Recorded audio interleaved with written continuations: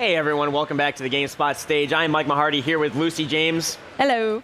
And this is pretty much going to be her interview because she is going to be talking about Kingdom Hearts 3. And we are lucky enough to be talking to... Hi, I'm Brendan Doherty from Square Enix. And thank you so much for joining us on the stage. And Kingdom Hearts 3, saw it a few times during the press conferences. Microsoft, Square's own press conference, and Sony. So tell us about what we saw this year before we dive deeper into Kingdom Hearts 3. Yeah, no, it was a very exciting E3 for us. We actually started beforehand with the Kingdom Hearts World Tour Orchestra in Los Angeles, where we revealed the release date, January 29th, 2019, on Xbox One and PlayStation 4. And then from there, it was just great because, we got to reveal Frozen at the Microsoft conference, that the Frozen is joining the Kingdom Hearts universe. And then as well as Pirates of the Caribbean at the Sony one. Yeah. And there's just a lot of secrets, and it just felt really good to get them all out there and have all the fans positively react and see all the love, including from you guys. We got a Best of E3 winner, so thank you very much for that. Showed off like naval combat, right? Naval combat. Yep. Big switch up, especially, so we've seen the Pirates of the Caribbean world, most notably in Kingdom Hearts 2. What's going to be the huge changes? I mean, not only just for how it looks, but like some of the gameplay changes we can expect from that world. Sure. First and foremost, looks beautiful, photorealistic, fantastic. With that, I always geek out about the textures and the clothing because that's something like Nomura-san's really good with, like fashion and all that, and just everyone's clothing, and especially Sora, Donald's, and Goofy's pirate costumes are just so detailed and just so impressive. Like I'm always kind of finding new things to look at. But yeah, so in the Pirates world, we showed a little bit of like land, sea, and air combat, where there were the ship battles. Sora does dive underwater in this one, and then he was also battling the Heartless in the skies as well, and sort of soaring from Heartless to Heartless, and sort of having a boss battle in the sky, and flow motioning on some rainbows. So a lot of stuff to look forward to. What's it like? This game's been in development. I was interviewing Nomura-san yesterday, and they were working on this before Kingdom Hearts 2 had even shipped. And I think by the time it comes out, it'll have been 13 years since then. What's it like actually having actual gameplay out, people getting their hands on it, being able to finally show it off? It feels so gratifying, especially because the Kingdom Hearts fan base is just so passionate and positive, and you know that they are invested in the stories, invested in the characters. They want to know what is going to happen, with Sora and Riku and Roxas, is he going to come back and all that stuff. So you know that the hints that Nomura-san leaves in the trailers are ones that they're smart enough they're going to pick up on and talk about, and it's just fun to see that. And then in the office, it's fun, because I get to play the game and see some levels that we haven't shown yet, and that's just a blast. And it feels good as a fan of the series knowing like, okay, it's all coming together, it's all going to deliver, and it makes my job a lot easier. And I mean, speaking of the things that Nomura-san has been putting in the trailers, like Aqua, that kind of big reveal, it seems like she's succumbed to the darkness in some way, like the internet went kind of crazy about that. Yeah, does not look too good for Aqua right now. She's been in the dark world since Birth by Sleep, and we kind of saw hints of that Xehanort possession in her eyes. So I've heard on the internet, Aqua got Norded is a meme I saw going around. So hopefully, we'll have to learn a little bit more about that. So a lot of people, like myself included, you kind of grow up with Kingdom Hearts, with the story. The story it's one of those things that you kind of understand it as you're playing it, but trying to explain Kingdom Hearts to people who might not be familiar. And with Kingdom Hearts 3, is this a good jumping in point for new players? How are you going to introduce the themes and characters to people who might not be, who would probably be familiar with the Disney and Pixar aspects of it, but maybe not the story of Kingdom Hearts? Yeah, and I think it gets a rep for having a complex story because there are a lot of moving pieces and a lot of characters with it.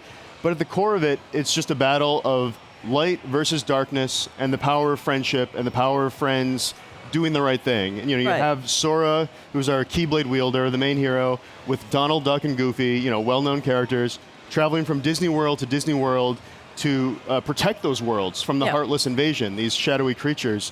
And when I try and tell people about Kingdom Hearts for the first time, like, really, that's the core of it, is the dark versus light and the friendship. Like, you can get into all that stuff, but it's like, talking to someone about Star Wars, like, yeah, it's like the good guys versus the bad guys, and you got the Force, and Darth Vader and all that stuff. Or you can go like, oh, well, this is like Wedge Antilles' like backstory. This is what he was doing as a teenager, and here's the guy in the cantina. Like, you can go that deep if you want to with all the Organization 13 members. But really, it's pretty easy. It's still Disney. It's pretty easy. Like, okay, Xehanort, that guy that looks pretty evil, he's the bad guy. The shady guys in the cloaks, kind of shady. Watch out for them. So it's pretty. And then, of course, the Disney characters. Everyone knows their favorite heroes and characters from that. So that makes it pretty easy. Yeah. What's it like? I mean, the game has been in development a very long time, obviously. So what's it like having to juggle? Oh, I mean, Frozen wasn't a thing when you first started Kingdom Hearts 3. I don't think Tangle was a thing when you started Kingdom Hearts 3. Now they're both in the game. Like, what's it like juggling these new properties that are releasing as you're continuing to build the game? Yeah, part of it is Disney just getting bigger throughout since Kingdom Hearts 2 came out. I mean, when they acquired Pixar back a couple years ago, and that was big. And now that we have Pixar worlds like Toy Story, Monsters Inc., we showed Ratatouille. The fact that they're in the game now, that's a whole another amazing group of characters and stories to play with and bring into the franchise. So that was something that they wanted to do right if you're going to have Pixar in there. Yeah. And then there's been with the Disney Animation Studios kind of since their modern era from Tangled onwards. It's really it's like a new golden era, kind of like what I had growing up in the '90s. They've kind of recaptured that magic, and you have titles like Tangled and Frozen and Big Hero 6, and these are ones that like. I'm getting a little bit older, so it's like the younger generation can have their Disney heroes, and they can be like, okay, those are the characters I grew up with and that I want to play with. So you mentioned briefly Ratatouille there, and we saw it in the trailer, but it wasn't immediately apparent if it was like a summon. Is it an actual full world? So we've shown him. We haven't quite revealed everything that he's doing, but it did look like he was teaching Sora how to cook. Yeah. So that's a good life skill to pick up. I'm sure it'll be useful on his quest. We do have some other summon characters. So characters who we have kind of revealed as summons or links, as we call them. We've revealed Ariel, the Little Mermaid, and she has like a water elemental attack where she dives into the ground and kind of creates like water jets. There's Wreck-It Ralph, which is great because he's got a new movie coming out, and he comes out of like a CRT TV and creates these like blocks that'll kind of trap people with electricity, and then he smashes them and wrecks them. One of my favorites is King's Flare. You got the Lion King. You got Simba just on fire, looking like kind of touching like the Ifrit from Final Fantasy series, and that's just great. He's like a comet in the sky that crashes down and has this like fire blaze that spins around. And then also in the trailer we showed Meow Wow, which is one of the Dream Eaters from Dream Drop Distance, and so he makes a reappearance as well. So obviously the relationship between Square Enix and Disney, it's been going on for 15 or so years right now. Would you say that Disney, how are they to work with? They're letting you take their properties and incorporate them into something new. What's that relationship been like, and what's the state of it today? Like, do they have more trust in you than they did before? Yeah, I mean, there's always been trust because that's how something like that could happen in the first place.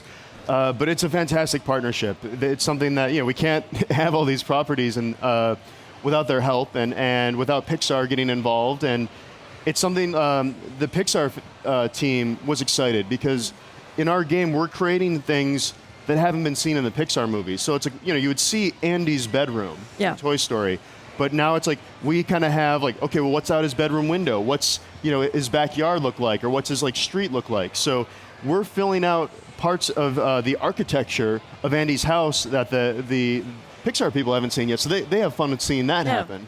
And they have fun with like, the details, like Woody's arm got, ripped off in Toy Story 2. And you can see like that stitching, like just a subtle detail that would be so easy to miss. But they, they're both, Pixar and Nomura-san's team are such perfectionists that there's kind of a mutual respect. Yeah.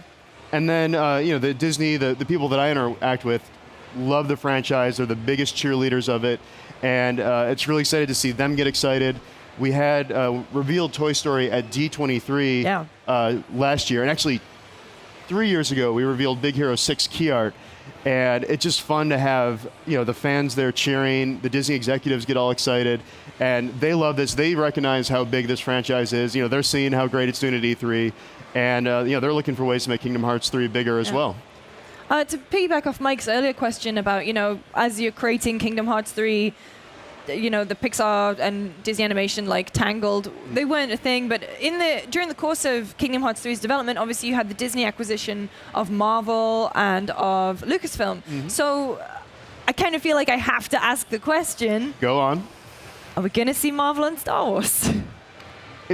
Obviously, I cannot answer, so sorry. Yeah. But it is something that is something different, and I think it's something that we'd probably like to hear what the fans have to think about, Right. because I think that Disney worlds make sense, Yeah. Pixar worlds make sense.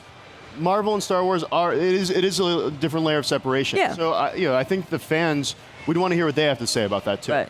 And also, I mean, like one of the core tenets of Kingdom Hearts, certainly very much at the beginning, was the inclusion of Final Fantasy characters, and they have kind of been noticeably absent from the trailers that we've been seeing. It seems like you guys are really leaning hard into the Disney aspect. What's been the process? Are you guys just holding them back, or are we just going to see less of them because Kingdom Hearts is now its own story? Well, this is the conclusion, as its own story, of the Dark Seeker saga. Like, this is where it's all coming to a head. So, if you've seen from the trailers, there's definitely a lot of the Kingdom Hearts characters, a lot of the Organization 13 members, that some of them have been presumed defeated or deceased, and they're kind of making a comeback. So, there's still a lot to cram in here. So, we haven't made any official announcements yet, but the focus really is, like, what can we do for the Kingdom Hearts storyline? Let's make sure we do that justice first. To be honest, just when Hayna, Pence, and Olette turned up, I was like, oh, okay, finally, they're back. So we're seeing right now some of, you can see the Toy Story world. Oh, yeah. So this is a demo that I actually played. And what was kind of refreshing to me is that, like, despite it looking current gen, it very much felt to me like a Kingdom Hearts game. And so when it comes to the gameplay, what are the important things that you have to bring from old Kingdom Hearts games, but also to modernize for an audience that might not have played the old PS2 games? Yeah. So it's a lot. It feels very fluid and action-oriented. It feels like modern gen. So if you haven't played it since Kingdom Hearts 2, the story and the series has continued. There's been a lot of handheld titles where they've kind of experimented with some elements of gameplay, and it's been nice to be able to see, like, okay, what works, what do we really like, what do we want to bring into it, so then we can have, like, the definitive version of the gameplay in the the next-gen console version. So some of the things that are exciting are the Keyblade evolutions, where if you look in the bottom left corner of the screen, you see those arrows. As those level up, Sora's Keyblade is going to get to different forms and different transformations. And so it's no longer just like a melee weapon, like, it's no longer like a Keyblade. Okay, now it's like a heavy hammer, or now it's a drill claw, or in terms of like the Monsters Inc. Keyblade, its final form is a twin yo-yos. And so there's that. So there's different Keyblades have different attacks. Also, for the first time in the series, players can equip 3 different Keyblades at once. Right. So you can start your combo with your Toy Story attack, move on to Monsters Inc., and then like end it with Rapunzel's like tower, summoning the tower, and the Rapunzel Keyblade is kind of like more magic focused, so it rains down magic attacks. The missile attack system to attack enemies from afar, the shot lock system returns, and each one of the Keyblades also has really special shot lock animations. Those look beautiful. Each world has its own gameplay elements. So in Toy Story, you might have gotten to the Gigas demos, or the Gigas mechs. Yeah. And that's sort of, Sora jumps into a toy mech at the toy store, and all of a sudden he's kind of playing a, first-person shooter mech game. Yeah. And Frozen in the trailer, we showed a little bit of like downhill action on Goofy's shield. So there's a little bit of like that like winter sports sort of feel with that. Yeah. And then the ship battles with pirates. Yeah, I was going to say, I'm curious, obviously, you've got combining Disney and Final Fantasy from a visual aesthetic storytelling standpoint, but from a gameplay perspective, with a game so long in development, are there any specific outside sources that you're taking inspiration from, aside from the earlier Kingdom Hearts games, or something like Final Fantasy 15, to speak more recently? Well, I know that the Osaka team are a bunch of avid gamers, so I'm sure they're always looking. I probably couldn't speak personally for them on that one. But I know, Nomura-san has set a lot of standards in the industry over the last 20 years. Creator of Final Fantasy VII, character designer of many of the iconic Final Fantasies. So it's probably more people probably taken from him than the other way around. Sure. Given Kingdom Hearts 3's, it's had a very big presence at this year's E3. Obviously, it recently got delayed. Like, I did hope it would launch in 2018, but speaking to Nomura-san yesterday, he was explaining that it was because they're aiming for that worldwide release, and they have to just make sure all the ducks are in a row. But the announcement of the delay was at the concert immediately preceding E3, and I was just wondering about the the kind of reasoning behind that. Like, you were on 3 different stages. What was the reason behind announcing it early? It's Nomura-san appreciates the fans of Kingdom Hearts so much that he always wants to give them something special and tries to give it to them something first. So that was why at the KH Orchestra, it sold out in like 2 days. There was extra things like Shimomura-san came on stage, the composer of Kingdom Hearts. She played one of her songs. She played a Toy Story medley that hasn't been revealed yet. And then Nomura-san was able to reveal the trailer. That's the first time people saw that Ratatouille was going to be in it. Saw the hints of some of the KH characters, what was going to happen with their storylines. And he thought that the core fans are the ones that deserve to know the most because they're the ones that have been invested for over a decade, so long. Right. So that's him trying to repay the fans and letting them know, like, hey, I do hear you, I do listen to you, and I want to tell you this first, rather than just sort of like everyone all at once at some of these more bigger conferences. Right. Awesome. Well, Brendan, thank you so much for coming on our E3 stage. We really appreciate you taking the time out. Yeah, thank you. Yeah, thanks for having me, and thanks for the Best of E3 award for Kingdom Hearts 3, and I hope everyone gets it in January. Yeah, and congratulations on being able to show much more of the game this year. Over, like we said, 3 conferences. It was all over the place. It's been a good E3 for us. We're really happy. Well, enjoy the rest of the week. And everybody, if you've been watching all week, this is mine and Lucy's last interview, Brendan. So thank you. We get to close out with you. And if you're watching, we will be back later. Well, later today. We've got Kind of Funny coming on. We've got a bunch of different co-op partners. We have Corey Barlog from God of War, Jordan Vogt Roberts, and the Kind of Funny guys. Yeah, great lineup, and thank you so much for joining us throughout the week. So stick around. We'll be back as soon as possible.